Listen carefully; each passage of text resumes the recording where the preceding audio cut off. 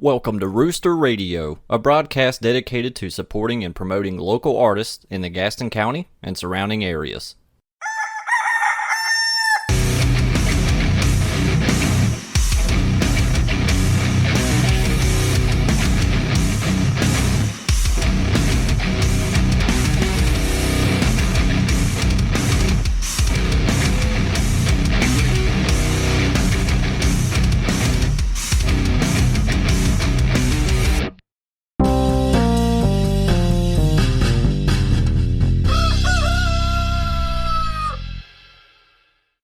What's up, ladies and gentlemen? I want to talk about some upcoming shows we're having here at the Rooster, starting with Friday, November 21st. We welcome Turtle Smash. They are a live band emo night experience. They are amazing. Go check out their videos on YouTube and get here to sing along to all of your favorite 2000s emo era rock and roll.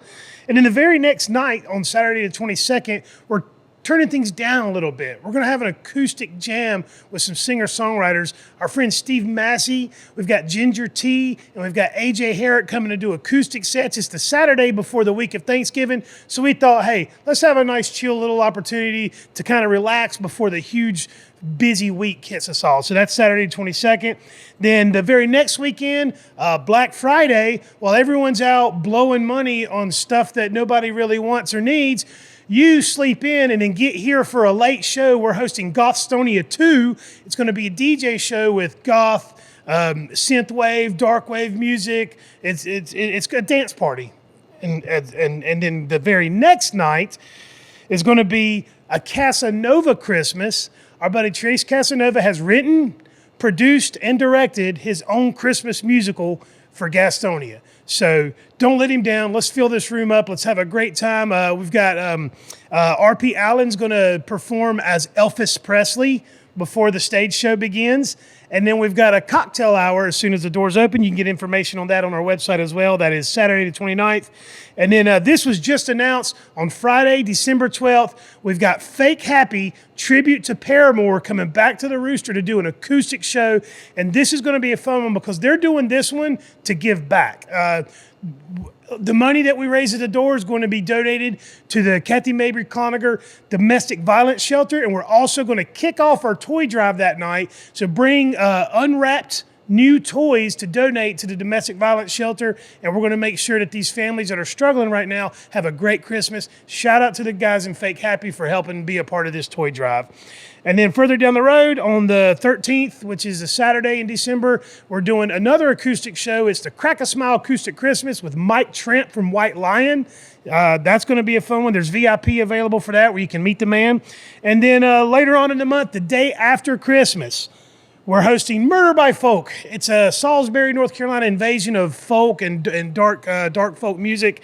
It's going to be a good time. We've got Crow with No Mouth. We've got Carolina Down Boys, Outdoor Couch, and Daisy and the Dead Pines. You can get more information on that and tickets at our website at theroostergastonia.com. Click the events tab and see all of our upcoming shows, and we hope to see you here at a show soon. Peace and love. It's the same. It's the same with musicians and bands. You know, how many bands have just come out so strong with the first 2-3 albums, right? And then you can never really live up to what you were in the beginning. And it's just, no matter what you do, somebody's going to have a problem with it. Right. And it's like you can't, at a certain point, you have to just resign yourself to telling your story. Some of the best bands, they kind of do that right off the bat, and then they make their millions, and then they do whatever the fuck they want. Yeah. They just do them. You got two sides of that. I was thinking about that. I thought it's funny you even brought that up because I was like, and I'm older school, as you may realize, but, Appetite for Destruction comes out. I was like, that shook the industry when Guns N' Roses first hit. Then Use Your Illusion came out, and it was all Axl's ego, and I was like, right. You could have stopped. You could have stopped at Appetite for Destruction for me, and I'd have been just fine. And then you look at a Rush, who write 8-minute songs, do 2112, and then they go, all right, we're going to be a synth band suddenly overnight. And, I'm in love with Stuart Copeland's drums, so I'm going to do some reggae stuff in our songs, which I thought was fascinating. And then they go off in all these different directions, and they're so unapologetic. But that fan base is like, whatever y'all want. I think we all got mad when they went synthy, and then we forgave them later on, and then they went back. But it's like you said, Pearl Jam releases 10, I'm like, you can stop now. Because I didn't care much for anything after that. Oh, come on, dude. No, Come Versus was a great album. Vitalogy was great. No Rearview Closers- Mirror, I think, is one of the great songs. Rearview Mirror is my favorite Pearl Jam I song. love that song. Yeah. But as a album whole, I mean, 10 was just so like, wow. Intense. You Intense. just hadn't heard anything like that before. Correct. Right, exactly. Black. That's all it is. When I heard Black, I was like, I don't know what's happening right now. You know, this is way deep.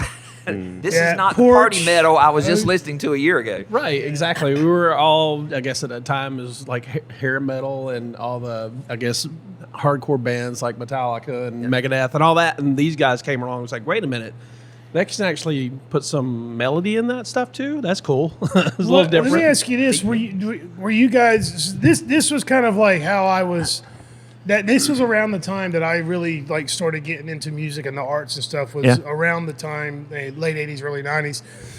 Were you guys aware of Mother Love Bone before Pearl Jam? Yep. Before Pearl Jam? Yeah. No, I heard I about was. them after the fact. I didn't. I Yeah, mean, so I know like the there story. would be no Pearl Jam that Yeah. had Andrew Wood stay alive. It's fascinating because, you know, and then, of course, I even knew about Temple of the Dog. Right, I knew them. Before everything really broke. Yeah. And they were kind of on the outskirts, but I've looked into that. You know, who were the real true godfathers Jeff. of it all? And Green River and Green River, yeah. and then I was fascinated. Like, I went down a rabbit hole. Malfunction. I went down a rabbit hole, and I was going back and listening to King's X. You remember King's X? Right, and they Yeah. say King's X was really the All very those first guys exactly. are like, King's X were our big influence on Yeah. what became the grunge sound. I was like, really?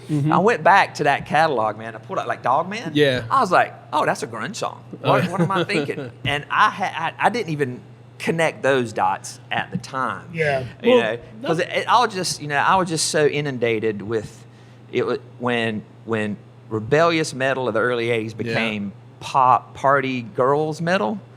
I got real disenchanted, and I remember distinctly I went and bought, I don't even remember the name of the band. It was the latest version of the corporate band that was hair metal. Right. And I heard a song. I was like, okay, I'll check it out.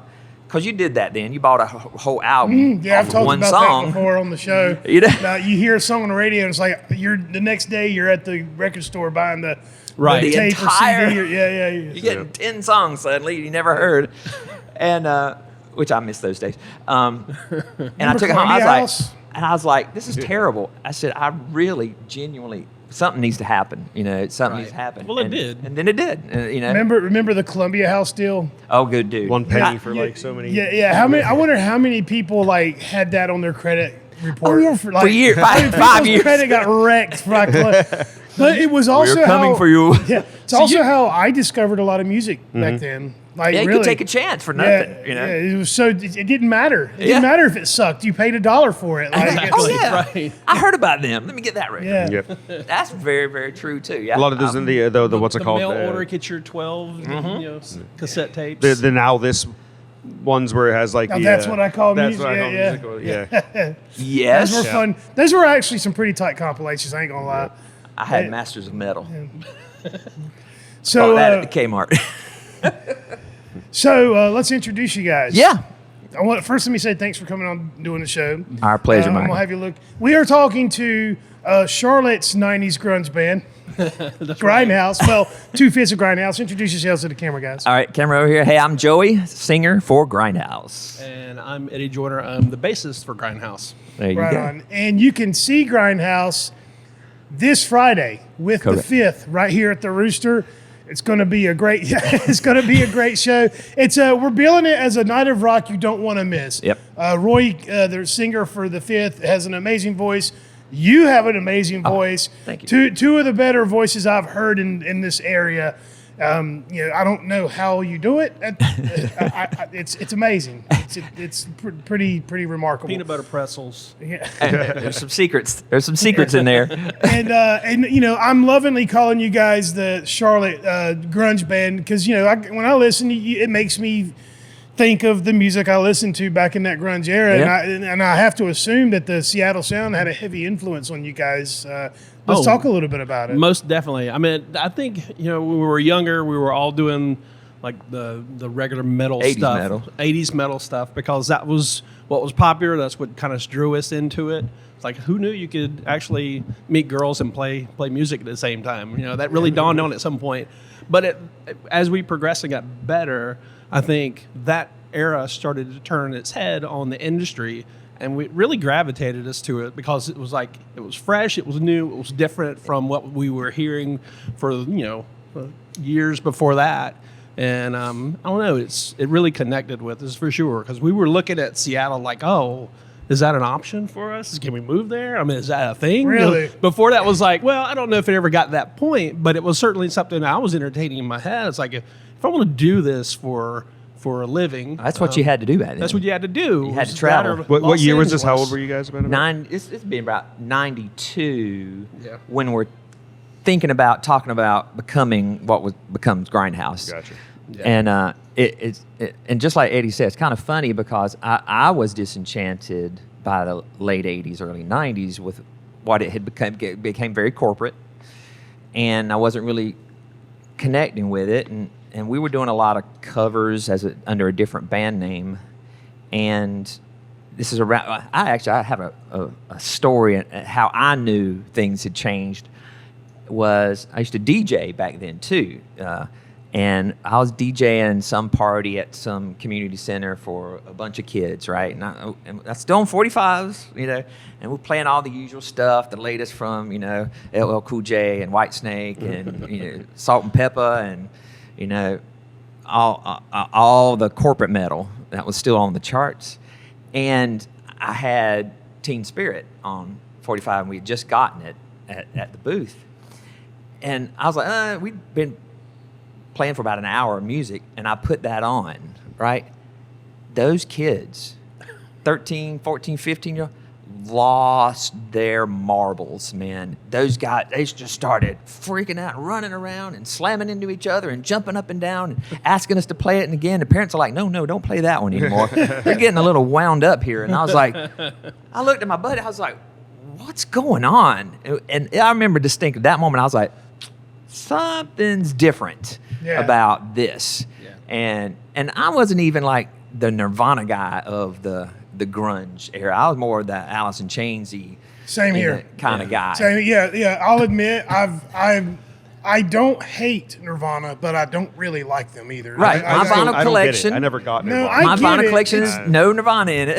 Yeah, no, But it's got it's everybody else. not bad music. It is Well, good I mean, music. yes, I think coming and out of and the Kurt era- Cobain was a poet. Yeah. He was a poet. He wrote some pretty, deep stuff. But at the time, when we were in it, Yeah. Nirvana felt like the one that was like, I don't know, like I Kind don't of want broke the seal. I think. Anti-corporate. they were the one that like everybody was like these guys are, and I'm over here like, have you heard Facelift? Yeah, Right. Exactly. Have you heard Jar of Flies? You moron! Like, Right. It was it's- already out. Yeah, it was all. And plus I was more of a Pearl Jam fan than I was a Nirvana fan. Yeah, I just love same. the guitar work in Pearl Jam, the guitar Oh, work, yeah. Eddie's voice, all that stuff.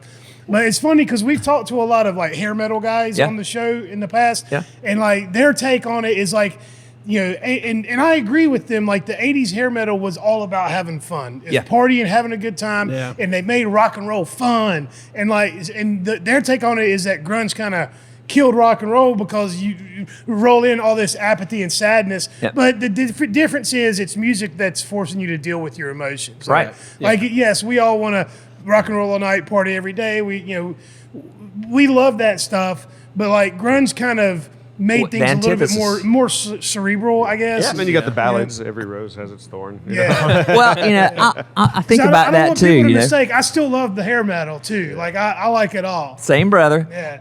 And which is because it's like once to me, when Maiden first came out and Sabbath was first coming out, like late 70s, early 80s, that was still felt like rebellious, underground. We're talking about, Yeah. we're not talking about They weren't partying playing all it on the night, radio, right? everyday stuff. And then it all got popular and it was all over the radio. And when it got corporate, it became Well, it became party all night, MTV everything and was about Headbangers Ball, with the right? girls. I always think that's so fascinating that continues to happen, because I remember even when rap music was getting big, it was NWA, it was Public Enemy, it was Rebellion, and going against the norm.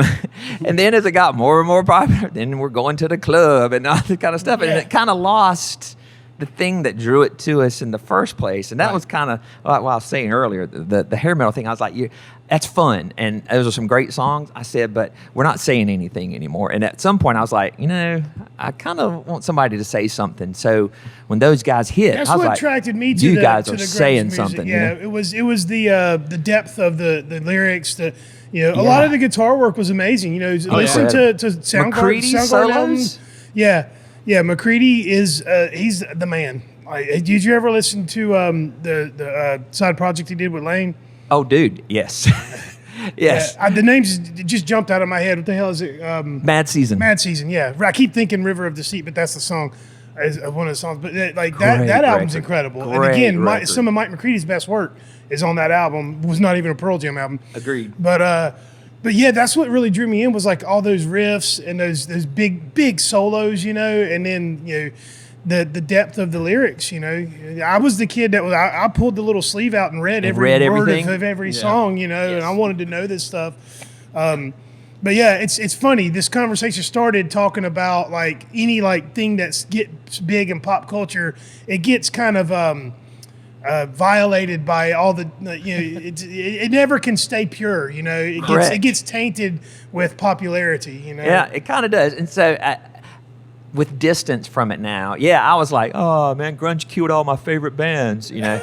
Given it distance, I was like, no, you actually put them back in the underground where it was supposed to be. That's where it was in the first place. And so that music has even over time went back to that. We were talking about more rebellious topics, even longer term, the stuff that's, and I'm not even hip on all the latest heavy acts that are, well, the heavier bands that are popular now are incorporating a lot of technology. Yeah. Like a lot of which, I'm not saying it's a good or bad thing, because like there's bands like Bad Omens. Yeah. Holy crap, that band's amazing. Like that's what they're doing is like no one's doing this. Right. I love that kind of thing. And so like there's there's like this core, like this like rebellious FU kind of attitude with rock and roll. It's just that there's only so many notes on the scale. I think there's bands that they take it and they do it like they're putting their heart into it, they're putting their emotions into it and stuff. And then other people take it on, or even the same bands later on take it on and make it, like you said, popular. Yep. And they're doing it kind of more for the money, kind of more for the people. For the attention that can get them. Yeah. And then like guys like me, and I'm assuming you, like we kind of sniff out those bands, and I never really get into them that much. Correct. Yeah, and I don't want to I don't want to shit on anybody, so I'm not going to make a list. But I got a list. That's who you are. I know that's who you are. I got a list. It does exist. Stays in the wallet in the pocket. Yeah. I understand. I know who you are. Yep. Release the list, Michael. Release the list. Release the list, Michael. The list. You're still talking about this? These are funny memes, by the way.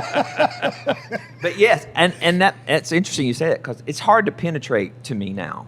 Not that I feel like I'm being more selective. It's just hard to get my attention, and it's usually got to be your words are important to me. And I've come from the big vocal era, so I'm more attracted when I can hear a great voice tell me something. Yeah.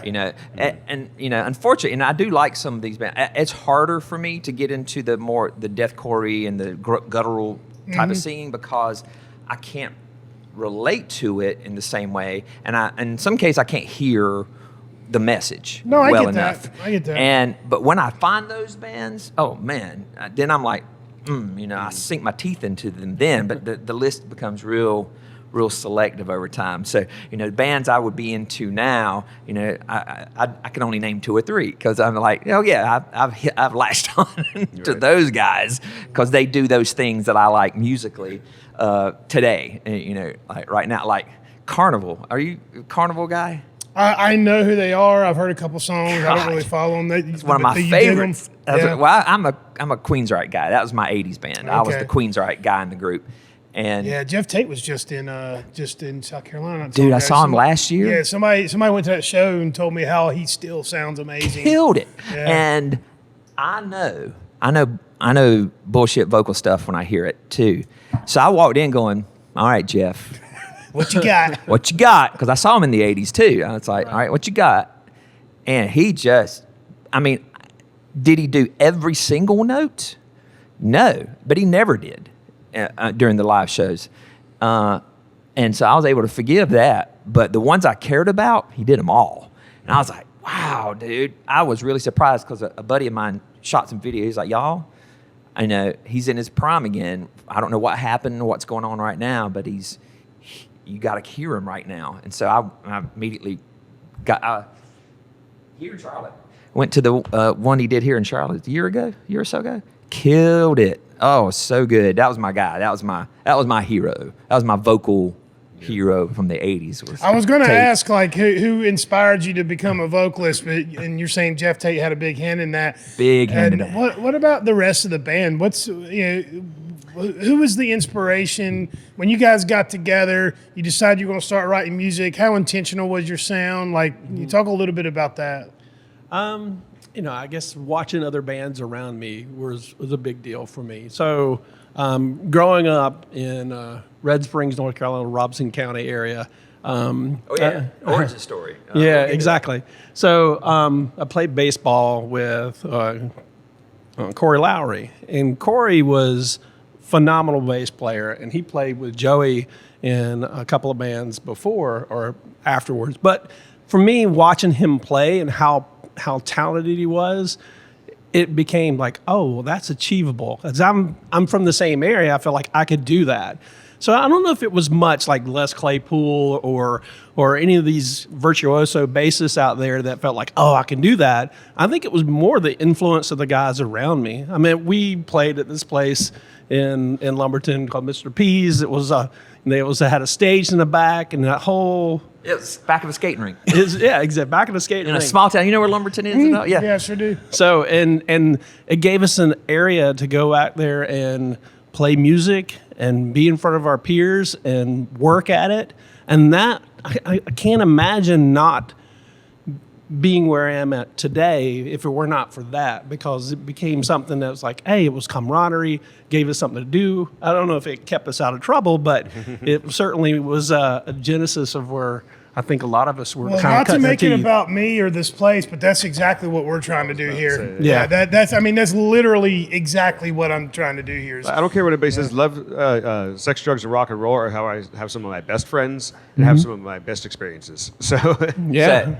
So I was planning to interview you today, Eric, and that was my question on the what you're trying to do here part of it. So you feel free to speak up on all those as they come up. Yeah, no, it's literally, I feel like we all grow together better as a community. Like, I hate what I see today when it comes to like the division, like how people are letting social issues, things that we all used to keep to ourselves. Whatever, belief system you have, however you feel about certain, social issues, it's all personal stuff. Right. It's like, it's not stuff, it was all taboo to talk about when we were younger. And now It's too easy to throw it out there. well, I'm going to catch shit for this, but we love you guys. People have lost shame. Like there's no shame anymore. Yeah. And I'm not saying that that's a good or a bad thing, but It's it just doesn't seem to be different. helping the situation. Like it doesn't seem to be helping us much. There's certain things that you should keep to yourself because it doesn't matter. Right. It doesn't matter enough. Like I don't care enough about those types of choices in your life to make it change my opinion about you. And in the same way, I don't expect you, or anybody else to be me, to be how I live my life. I know I'm strange and weird and different. Like I'm very fully aware embrace of it. that. I don't expect anyone to be like me. In fact, it would be so boring if we were all the same. Correct. Life would be colorless if we were all the same. stop trying to make me. That's what, like kind of what we were talking about before. About like I don't care what you believe, like Christian, atheist, whatever. Don't force it on me. And so that's part of the reason this place exists, is because this is the place where whatever political identity or social identity you're portraying in the real world, leave that crap at the door and come in here and just be together. Yeah, Yes. exactly. It's that community, that communal spirit that we should all. And if it was always there, I just think it's like you were saying, it might just be too easy to. It's easier to say it when the person's not there in front of you than it was when we didn't have When there a were choice in the consequences. matter. You get punched in the face for And it. it's cool what Eddie brought up, because Lumberton's a small town. For anyone who doesn't know, it's like just south of Fayetteville. South of Fayetteville, yeah. I used to And, live in Sanford. So. Yeah. Oh yeah. Oh, we recorded the last 2 singles out of Sanford. No by crap, the way. really? Yes, I'll talk to you about that later. We had it was a really small town, obviously, and Named after the Lumbee Indian tribe. correct, along the Lumber River, and we were fortunate, and we had a place to go. It was a skating rink, and they had an arcade beside it, and then a big room in the back, and they put up a stage so bands in the town would have a place to perform. That's really cool. It was man. the That's only, really cool. the only place. Right. And 80s, everybody either wanted to be in a band, go see a band, or date a band, or whatever it was.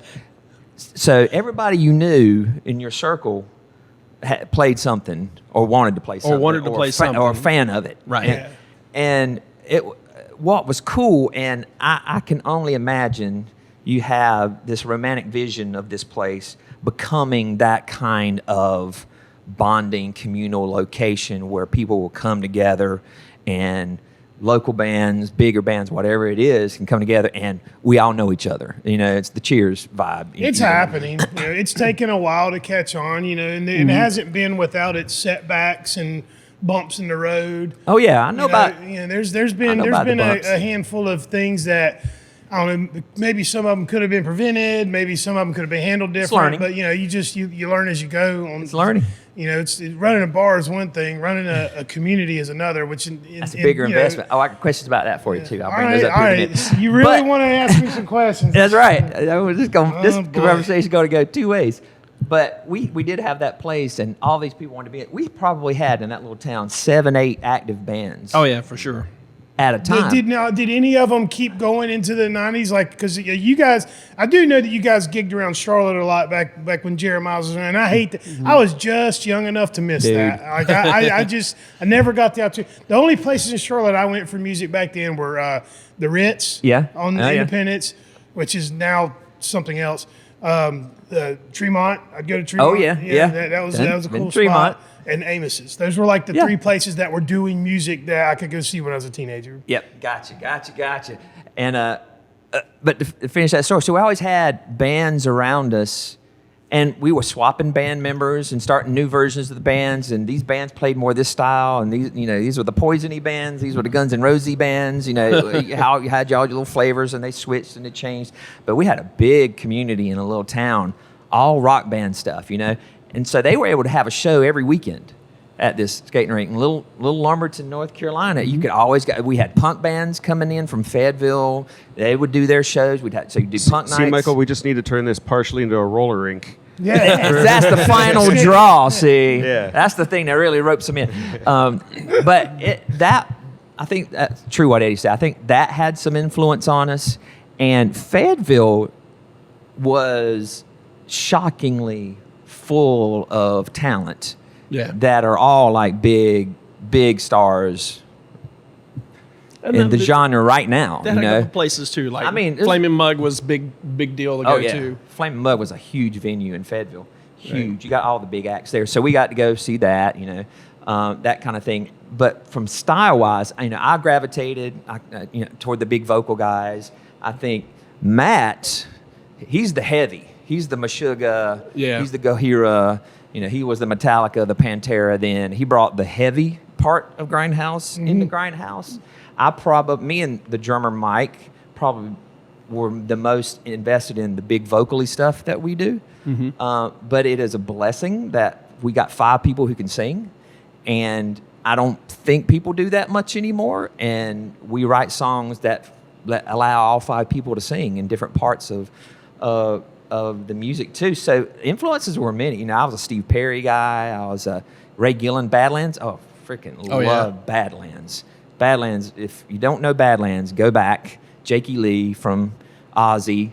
Go dig out well, it's hard to dig out the record. You can't actually get it on Spotify, I don't think, because it's still locked into some corporate Just Google stuff. it will probably be somewhere. Huh? But yeah, go find Ray Gillen, because he sang for Sabbath for a while.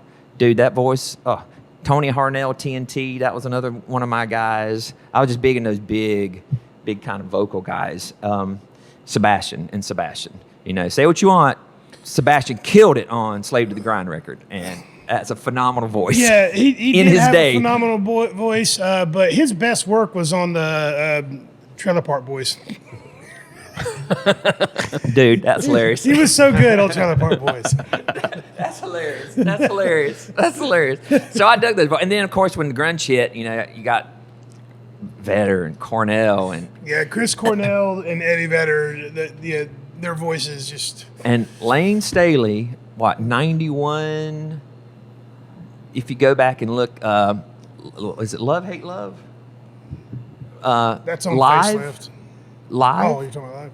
And you hear him sing it, you're like, that's one of the most credible voices I've ever heard. know.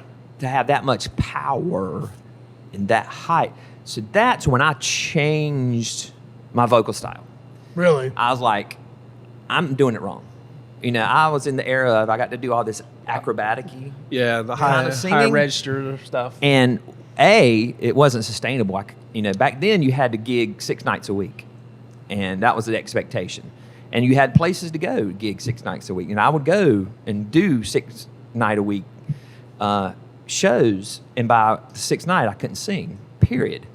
And I learned a lot of lessons. Thankful that those singers, you know, those singers said, I don't have to sing up here to tell the story, but when I need to, I can. Yeah. And so you got that whole rich vocal style, and then they could it became an effect. They could shock you when Cornell goes high and hits the big power notes, and you're like, it wow. makes it lands a little harder. Yes, when because you- the change is so powerful and so distant, you know, that kind of thing.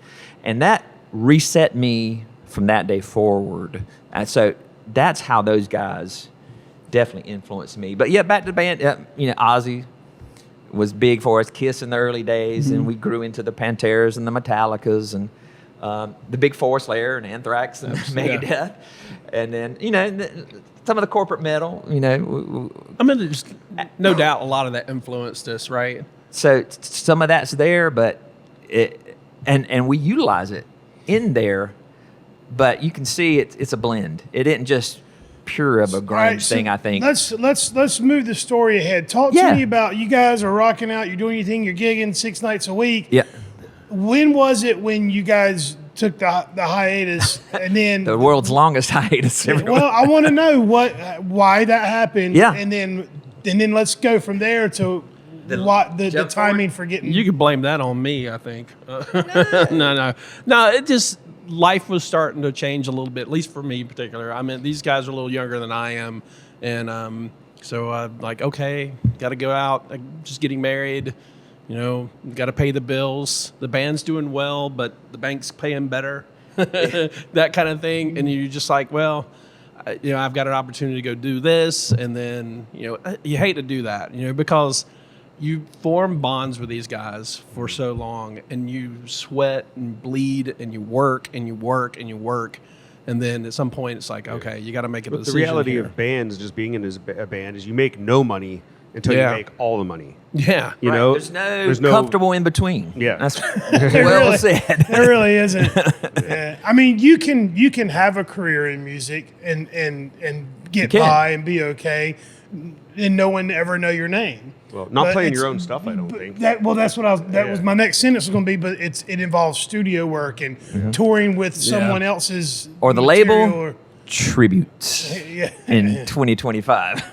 We'll get to I that. got We'll no get to that in a problem with minute. tribute I don't bands. either. I really don't. It's a party. It's a good time. It's just another variation to help bands, It's a form of secure entertainment, gigs. and for places like us, Oh, yeah. it's It's a a way draw. to keep the doors open. You know what I'm Correct. saying? Like it's literally sometimes we'll go through a month and the tribute show will be the one show that pays the bills. you Yes. know? People like what they can sing along to, Yeah, things they know. yeah. You know, Absolutely agree. And Well, we're it's for a different audience too. Yeah. Remember, from day one, I've said this from day one. Our goal is entertainment for everybody. Right. You know, what I love being a part of the music community. Our open mic, our Wednesday nights. They've become family to me. I look forward to my Wednesday. can't wait to your nights. Wednesday night Yeah, and vibe. then when people don't, if someone can't make it on a Wednesday, I miss them. Yeah. You know what I mean? Like I love that That's the aspect stuff. of it. You know what I'm saying? I love That's that the part. stuff. But that's a very, very small percentage of the community as a whole. Yeah. So I want everyone to have an opportunity. I want 16, 17, 18-year-old kids in high school to have a place to come hang out and have a good time and be entertained. And sometimes you've got to book specific types of shows. Yeah. We're not a punk rock club. We're not a metal club. We're just An we're entertainment an venue. entertainment venue, and I think that there's some people that don't like that don't like that we stick to one thing. I've seen it, heard it. People say things like that. People think you're not supporting your local musicians by not just booking the same show over and over again. It's like, well, no, there's, close to 300,000 people just in this county. Let's not talk about the over 1 million that's in Charlotte. We're trying to give everyone an opportunity to come out and have a good time and be entertained. Yeah. So I agree. that's why that's why I still will book tribute bands, because course. it's a different type of crowd. I can't see a situation where you wouldn't want to do that. And I'm with you. I totally get it and appreciate it. I do side projects that are tribute bands, kind of thing.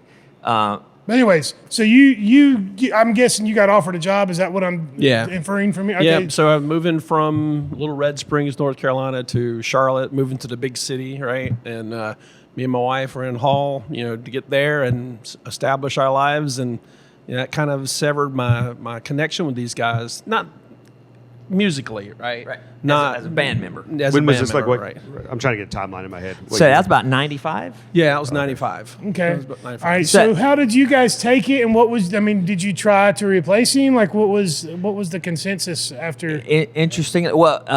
Interestingly enough, and this is going to sound sappy, I know, there's just isn't replacing anybody in what we're doing. And some of that has to do with we actually played together in 11 other bands Yeah.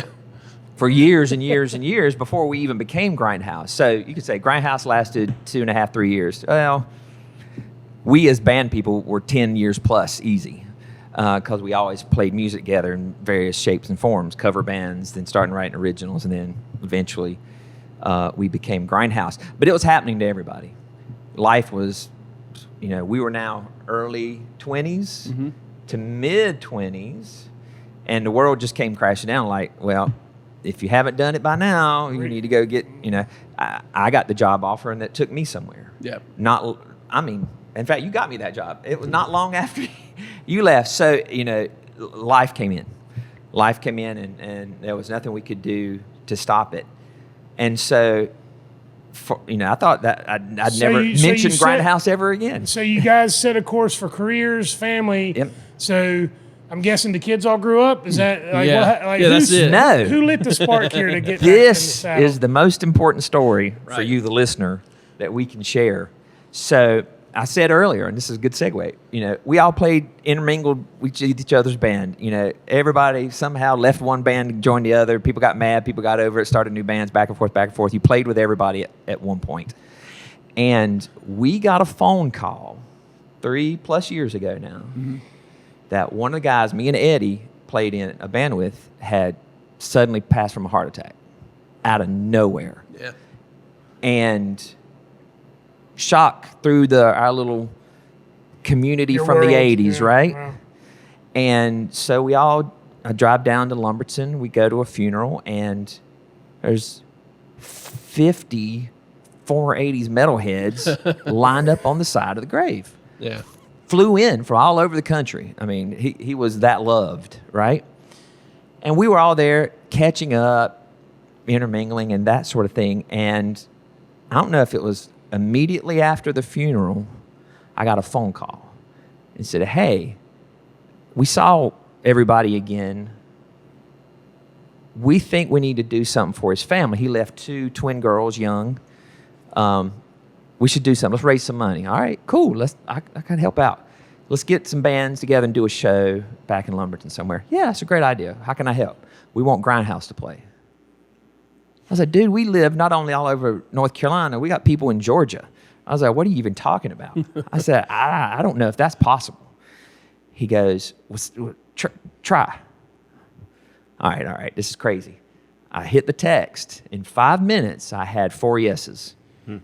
Add me to it. I text him right back. I was like, apparently, Grindhouse is doing a reunion show to raise money for the family of our former buddy and bandmate, who pretty much taught everyone in Lumberton how to play guitar as a teacher. Right.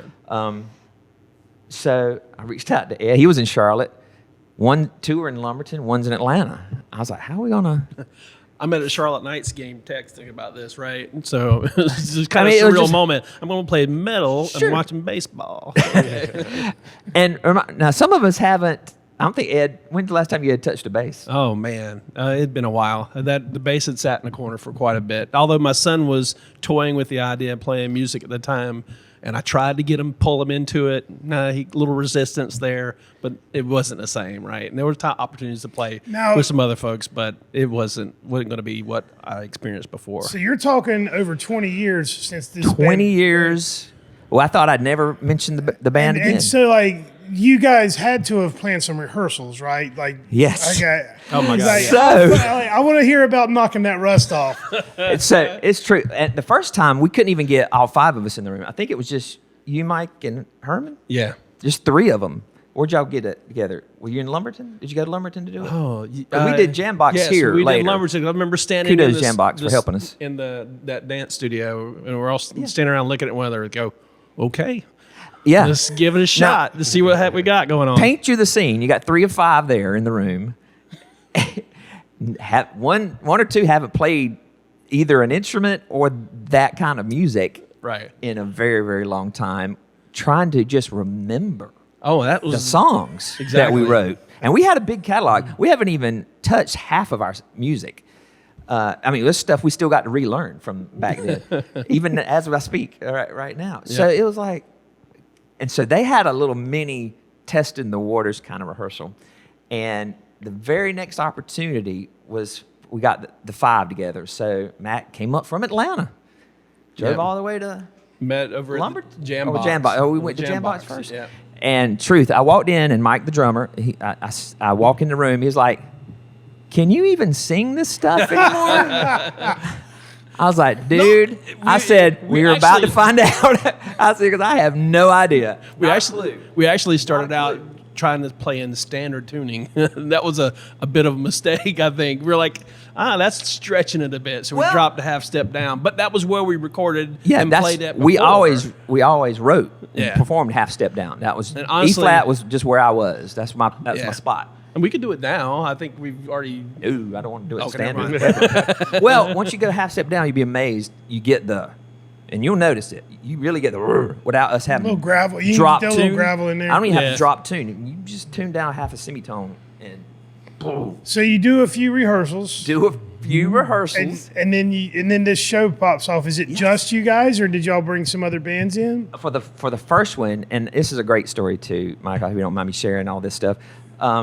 So we did the first one, and we had 4 bands. Yeah. So that mostly one wasn't kind of established, but most of them kind of put something together just to come and do the benefit and pay tribute to our buddy, and the place was his was family there. packed. Yes. Yeah. Oh man, Sure, that she was brought a in a surreal display moment for of them. all the memorabilia he apparently had kept from all the days we had played back in, and just a Oh, table wow. full of that stuff. I'd never seen some Yeah. of it Emotions before. were high in that room, huh? Very emotional. I saw people I hadn't seen in decades. We had people who flew in Right. from all over Just for that. We stepping had people back from into Washington that, and yeah. Virginia and Atlanta and all over Tennessee. All came to that venue, and it was packed. I was like, I was going to be thrilled if 25 people showed up. I was like, oh, that's a big night. We had 300 easy in that small little venue. and I survived. I survived. I ain't gonna lie. I thought I was gonna pass out in the first song because I was so amped. Yeah. And I just started singing and started jumping around. And I'm a man of a certain age. And by the end of that first song, I couldn't breathe, man. I thought I was going to pass out. And I calmed myself down and survived. How long we played? 35 minutes, I think, was all we allowed ourselves. Yeah, 35, 45 minutes. 35, Something 45 like that, minutes. Yeah. And survived it. Right on. But the energy, I got some great video, man. Just a whole room of heads doing this. So in during one the song. night, everything from all those years of playing back in the day just kind of filled you back up. And Absolutely. So Oh, yeah. all five of you were feeling like we got to do this Well, again. the best thing is we got to do it in front of our kids, right? Oh, yeah. And they got to experience something they'd never seen before. And I always wanted dad? to. I always asked. Yeah, for exactly. That's cool. What? Yeah. Well, then I had a couple of friends that came out and they're like, hey, we're going to go see Eddie play. From And- work, right? From work, right. And they're Had no "Oh, yeah." idea. They had no idea what was coming. And then we blew the doors off. I think we did fantastic that night. And I remember he told me, he said, man, when y'all started playing that first song, we're like, holy crap, what are they doing? Like, I had no What is this? idea. So What that was is fun. this? It was gratifying to not only perform for them, but for Keith and the kids and the family and that kind of stuff. And that really, I mean, I think really we raised like $8,000 for his Hell family. yeah. Well, Yeah. yeah. That's during that. awesome. Yeah. Hell And two things came out of it. Two things. So yes, we walked away. We were like, guys. I mean, you know, I call it that day after blues. After I do a show, yeah. and I Yeah. go back to work. I'm Reality. Back to I'm the depressed mundane. a little. Yeah. You know, especially if it was a really good show, really fun show. And I mean, next day, I mean, the text lit up. Oh man, y'all want to still do something? Y'all want to still do this? And that was the spark of sparks, was getting it out of my system, proving, oh, maybe we still can pull these songs off. And proving that to ourselves, the reaction that we got, we were like, okay, what about this? And the first order of business to me was, and out there in the world are Grindhouse cassettes from the 90s. Right. You know, the Big Old Pickle Yeah. EP. Like that jar over there, big old pickle. I saw that and I was like, okay, The Big Old that Pickle fits. tape of these songs. And I got a ton of video. If you've been on the YouTube page, I got all the old days videos, the Jeremiah shows and all that kind of stuff are sitting out there. It's just the whole, you know, thing about it. Those are all out there. But I was like, but they're terrible. And we went into some guy's back of his work where he had a tape machine and just recorded stuff live and put it on tape and gave it to people, basically. Right. And we were like, man, I did love these songs. I always loved these songs. And we said, let's go to the studio, you know? And so I booked Old House. If you know Old House Studios, and Chris Gargas was there initially, and phenomenal studio. And that's when we recorded Vacant and Evergreen. We did both over a weekend. And So you wanted to get something that you could put out there that was professionally done and clean. yeah, I wanted to Exactly. hear the songs as I'd heard them in my head 20 years ago. Well, I for one am glad that you guys decided to do this, because the style of music you write, like, it really, when I listen to your music, it takes me back to the early 90s, listening to all those albums, you know, I don't know, that's, you guys really, it's like you're a blast from the past for me. I know. And I appreciate that. I really do. Because, like, nobody writes music like that anymore. No, I make a joke. I said, we're technically, we're Grindhouse, a tribute to Grindhouse. That's why we are.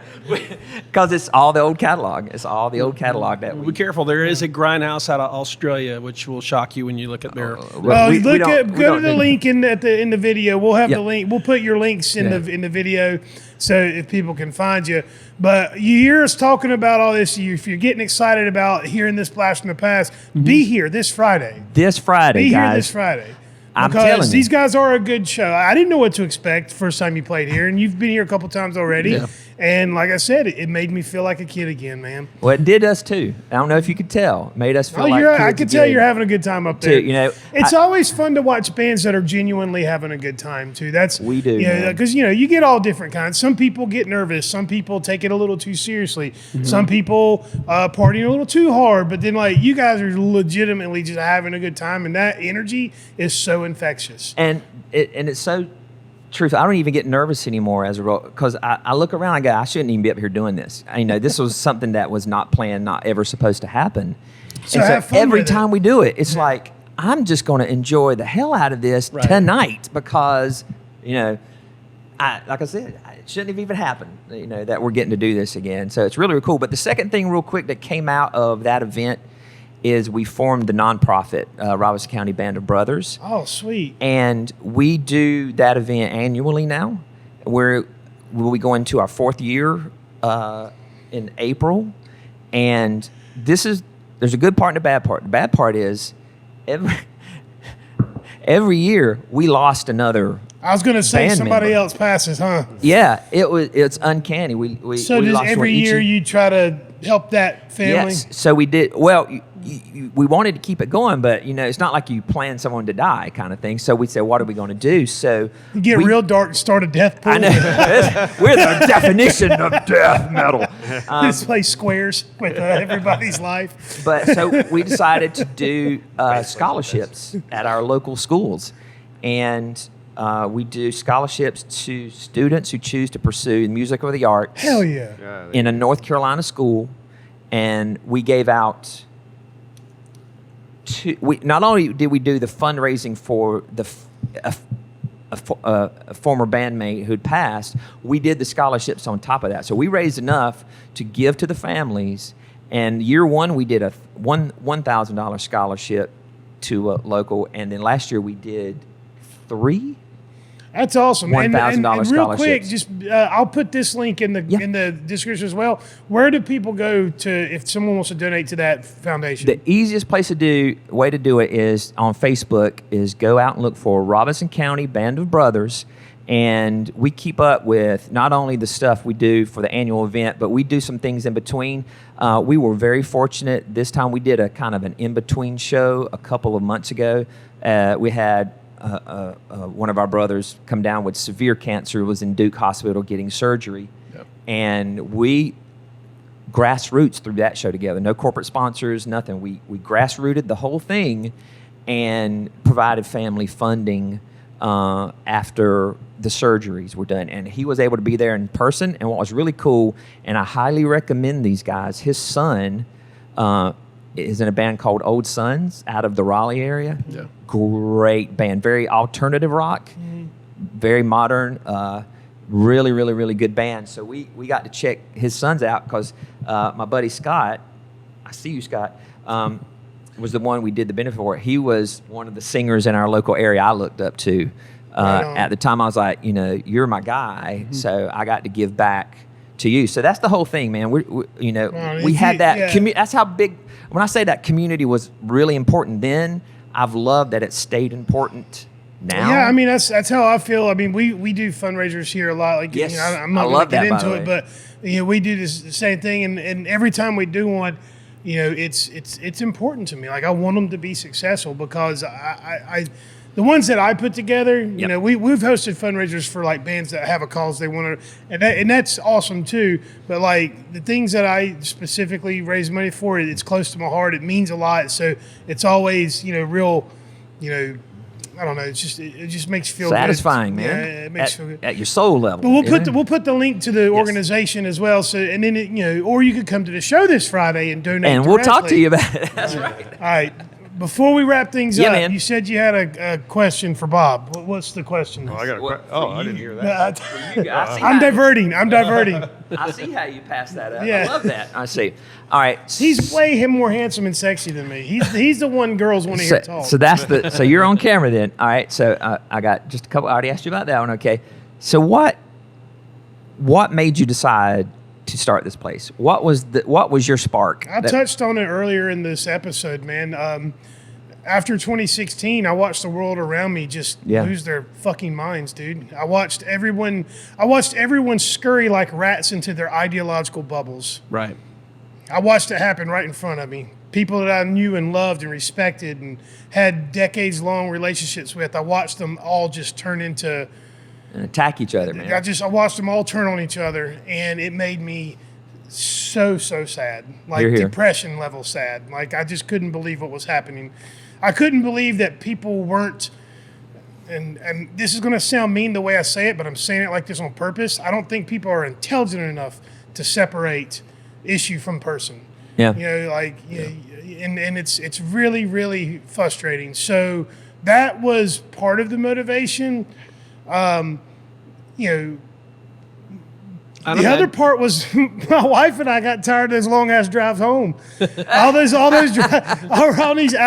and a half, 2 hour drives home after shows, and it's like we can do this. We could do this in our hometown. So you know, but the main driver was to bring people together.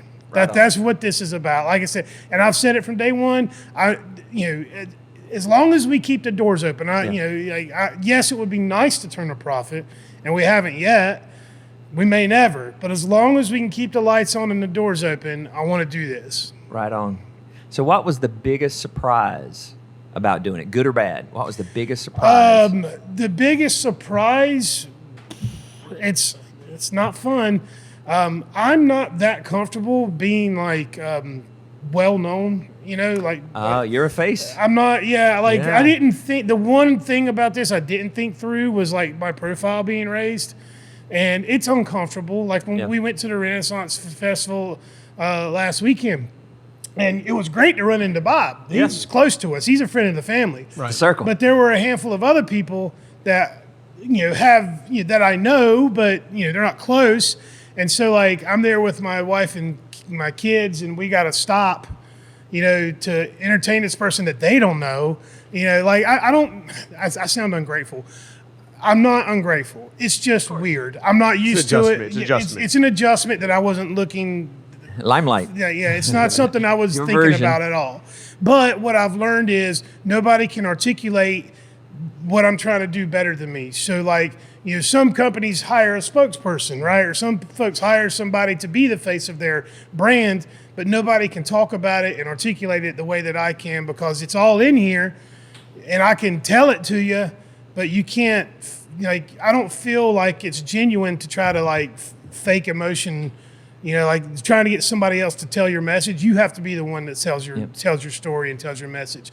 And and again, it's a hard adjustment, because I'm not, there's no class or training for how to handle, people that don't know you, that you don't know, that know you. It's because we do this show. Right. People get a sense of who you are. They get a sense of your personality, at least for me, because I'm not pretending to be something I'm not here.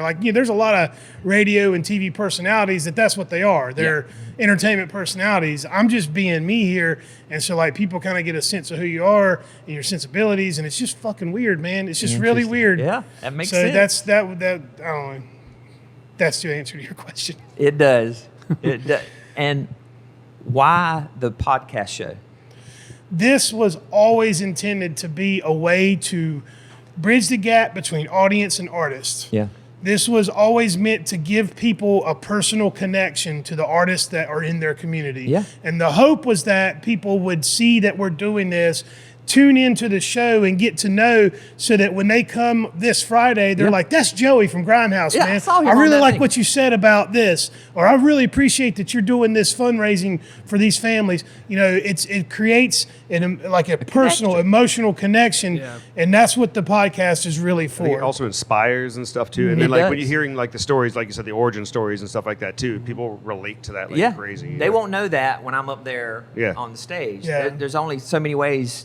And so I think that's I but was excited about being able to come here and just talk about this. Yeah. The nice about this kind of space, though, is once we're finished playing and we get our gear off the stage, we step back out here and we can watch others perform, and we can meet the people who just watch us play and share that experience with them. People So- need to just get away from the screen and Yeah. watching their Yeah, and shows that's- remotely. and They that's need it, to get in the yeah. room. I'd rather come here and spend, $15-20 where I can talk to the people after they're done and hang Yeah. out with the musicians and talk, do all these things. You can't do that at these TNC. stories. You can't do that. One of the more frustrating things about this is, oftentimes people scoff at a cover. They scoff at having to pay to get into a place. Yeah. First of all, I'm like, what are you, 12? Like, Right. Second of all, it's like, that money goes to pay the bands, right? But you can't really look at it as like, oh, I'm paying to go into this bar, because you're not coming into a bar. You're stepping into Going to a show. You're stepping into this community. As You're well, stepping yes. into something that's bigger than you.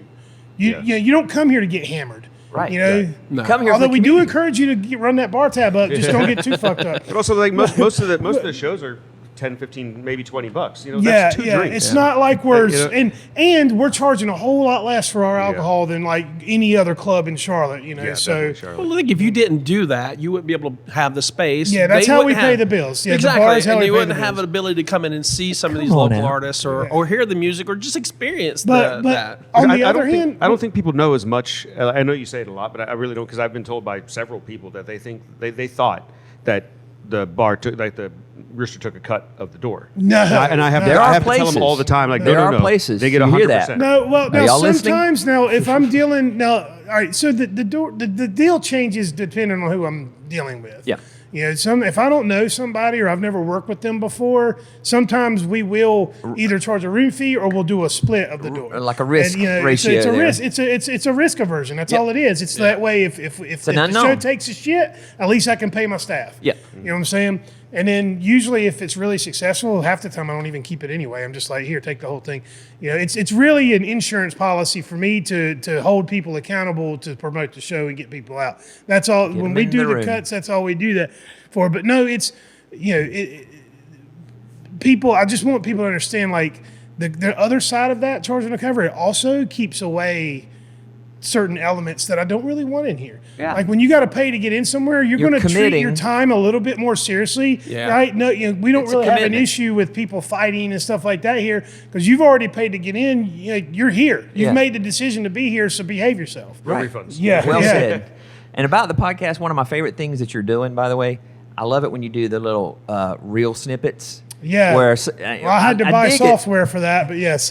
I do dig it though Yeah. when I hear them. You get into the middle of like a really important topic, and it's something that's worth remembering, and I get to hear that little snippet. I go, "Oh God, I need to go watch the whole thing. That was cool what he said there." Well, that's the idea. So there's a software that you can run the video file through, and it'll transcript the whole episode. Yeah. And it'll pull about 20 to 30 clips. So I go through all of the clips that it pulls, see it. and That's like the cool use of sometimes it chops it up weird. Like the way that it chops it up is kind of odd. So you have to go back into the transcript and like change the parameters of the Yep. clip. So sometimes I've got to go in there and tweak the video a little bit. Still a big time saver there, As isn't well, it's an education in video editing that I didn't know I was going to get.